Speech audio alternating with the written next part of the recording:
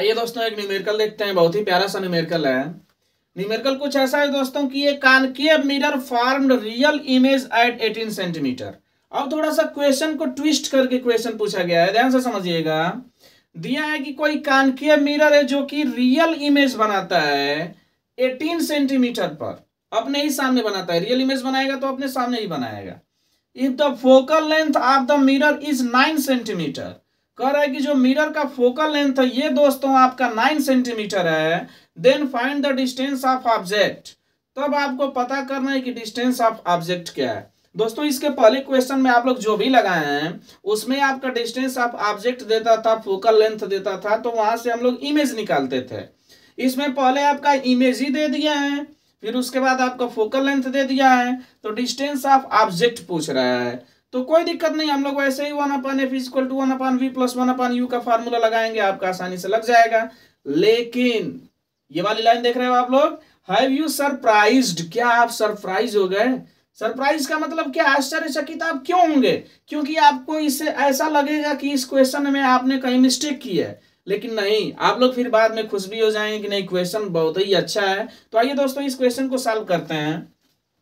Solution में क्या है दोस्तों, सबसे पहले हम लोग गिवन इंफॉर्मेशन लिख लेते हैं। गिवन इंफॉर्मेशन क्या है मेरे दोस्तों? सबसे पहले कह रहा है कि रियल इमेज बना रहा है 18 सेंटीमीटर के डिस्टेंस पे। मीन्स इमेज, जो आपका इमेज का डिस्टेंस दे रखा है मिरर से, वो आपका 18 सेंटीमीटर दे रखा है। और ये कह रहा है कि जो इमेज है दोस्तों ये रियल है। इमेज कैसा है? रियल है। तो रियल के लिए v की वैल्यू आपकी क्या हो जाएगी? निगेटिव हो जाएगी। अगर यही वर्चुअल कहता तो v की वैल्यू क्या हो जाती है आपकी? पॉजिटिव हो जाती, लेकिन ये क्या है आपका? निगेटिव है। तो v की वैल्यू क्या हो गई आपकी? निगेटिव हो गई। उसके बाद कह रहा है कि the focal length of the mirror is 9 centimetre. Focal length of the mirror is 9 centimetre. Mirror कौन सा था दोस्तों? मिरर आपका है कॉनकेव मिरर। मिरर आपका क्या है? कॉनकेव मिरर है। तो फोकल लेंथ आपकी क्या होगी? निगेटिव में होगी। और कितना दे रखा है आपका? 9 सेंटीमीटर दे रखा है। तो दोस्तों आपसे डिस्टेंस ऑफ ऑब्जेक्ट पूछ रहा है। तो डिस्टेंस ऑफ ऑब्जेक्ट के लिए हम लोग फिर से वही फार्मूला लगाएंगे। By formula 1/f is equal to 1/v plus 1/u। 1/f is equal to 1/v plus 1/u का फार्मूला लगाएंगे दोस्तों। तो क्या हो जाएगा? 1/f means -1/9 is equal to 1/v means -1/18 plus 1/u, तो 1/u। ठीक है, यहां से दोस्तों क्या हुआ, ये माइनस इधर आएगा तो प्लस हो जाएगा। 1/18 plus 1/9 is equal to 1/u। दोनों का एलसीएम कितना हो जाएगा? 18। ये आपका माइनस में है, ये आपका प्लस है, ये आपका माइनस है। ठीक है, तो दोनों का एलसीएम 18 हो जाएगा। ये आपका हो जाएगा 1 और 9 से करेंगे तो 2 बढ़ जाएगा। तो 1 - 2 इज इक्वल टू 1/u। या फिर u इज इक्वल टू क्या हो जाएगा दोस्तों? इसको हम लोग उल्टा कर देंगे तो 18 में एक में से 2 जाएगा तो आपका कितना हो जाएगा? सॉरी, इसको फिर से हम लोग सॉल्व कर लेते हैं। 1 - 2 आपका कितना हो जाएगा? -1/18 इज इक्वल टू 1/u। उल्टा कर देंगे तो u इज इक्वल टू कितना आया? -18। ठीक है, यही दोस्तों यही कह रहा है कि हैव यू सरप्राइज्ड, क्या आप सरप्राइज हुए कि आपका 18 सेंटीमीटर पे इमेज भी बन रहा है और डिस्टेंस ऑफ ऑब्जेक्ट भी 18 सेंटीमीटर ही आ जा रहा है? ऐसा क्यों हुआ? 18 सेंटीमीटर पर ऑब्जेक्ट भी रखी जा रही है और 18 सेंटीमीटर पे इमेज भी बन जा रहा है।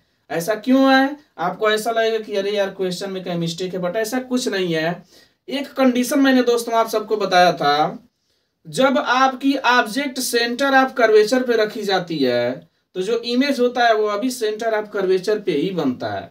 यानी कि अगर किसी मिरर का जो आपका radius of curvature, sorry mistake हो रहा है, सेंटर ऑफ कर्वेचर मीन्स जो सेंटर है आपका, मान करके चलिए 30 सेंटीमीटर है और उसके सेंटर पे ही हम लोग ऑब्जेक्ट को रख देंगे तो इमेज भी आपका कहाँ बनेगा? सेंटर पे ही बनेगा। तो 30 सेंटीमीटर है तो 30 सेंटीमीटर पे ही बनेगा। यानी कि ये जो आपका जो क्वेश्चन है ये पूरा का पूरा उस फिगर पे, उस कंडीशन पे डिपेंड कर रहा है कि जो आपका ऑब्जेक्ट है ये आपका कहां पर है? सेंटर ऑफ कर्वेचर पे। आइए इसका जरा सरे डायग्राम बना करके और क्लियर कर लेते हैं दोस्तों। समझना दोस्तों, जैसे ये है आपका कॉनकेव मिरर, ठीक ना, ये आपका कॉनकेव मिरर है, इसका ये पोल है, ये फोकस है, ये सेंटर ऑफ कर्वेचर है। ठीक है दोस्तों, तो क्या है दोस्तों, फोकस इसका 9 है और आपका फोकस इसका 9 है, तो फोकस हम लोग 9 कर लेते हैं। फोकस इसका क्या हो गया, 9 हो गया। और जो इमेज बन जा रहा है दोस्तों, कहाँ पर बन जा रहा है, 18 सेंटीमीटर पे। तो कैसे बनेगा, तो अगर ये 9 है तो इसका सेंटर ऑफ कर्वेचर अगर हम लोग ढूंढेंगे तो आपका कितना हो जाएगा, रेडियस ऑफ कर्वेचर कितना हो जाएगा, 9 का 2 गुना, यानी कि ये हो जाएगा आपका 18।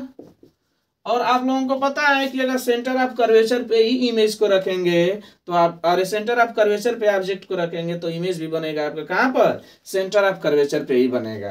कैसे बनेगा, तो एक रे ऑफ लाइट जाएगी जो कि प्रिंसिपल एक्सिस के पैरेलल होगी, फोकस से होकर के जाएगी। दूसरी रे ऑफ लाइट जो कि प्रिंसिपल एक्सिस के पैरेलल होगी, फिर से फोकस पे होकर के जाएगी। ये दोनों के दोनों एक दूसरे को कहाँ पे कट कर लेंगी, सेंटर ऑफ कर्वेचर पे ही बनेंगी। ठीक ना, तो ये था दोस्तों आपका क्या, एक बहुत ही प्यारा सा न्यूमेरिकल। जब ऑब्जेक्ट को सेंटर ऑफ कर्वेचर पे रखेंगे तो इमेज भी सेंटर ऑफ कर्वेचर पे ही बनेगा। आई थिंक आप सबको समझ आया होगा मेरे प्यारे मित्रों। अगर समझ आ रहा है तो प्लीज लाइक करें, शेयर करें, सब्सक्राइब करें। Thanks for watching, have a nice day.